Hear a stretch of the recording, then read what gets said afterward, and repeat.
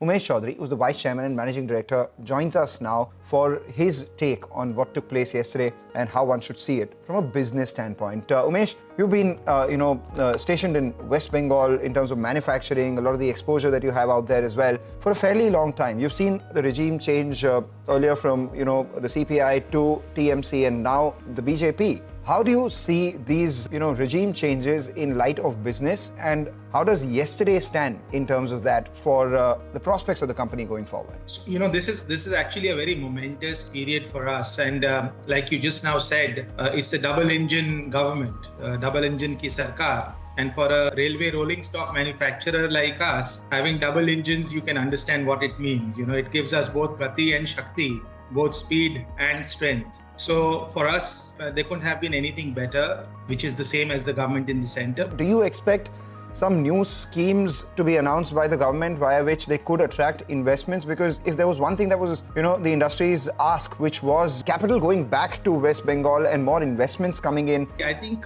this is definitely, we are going to see a number of things happen in West Bengal. Some of them have already been part of the manifesto about, for example, urban land sealing, on a social side, uniform civil code, but also industrial incentive policy. We have been, earlier we did not have an industrial incentive policy. Whatever was there has been withdrawn. From our perspective, we have already announced the shipbuilding venture where we'll be investing about 600 crores. We are already emerging as the largest passenger rolling stock manufacturing company in the country, maybe in the region. We are already the largest wagon manufacturing company in the country. So with all of these investments, we are definitely going to look at further investments going forward. We are very keen to get into the high-speed space, and we are very prepared to get into the bullet train or the high-speed train space, particularly with the additional land that we had acquired last year with the new test tracks and all of testing facility. We believe that we are in a very fit position to get into that as well.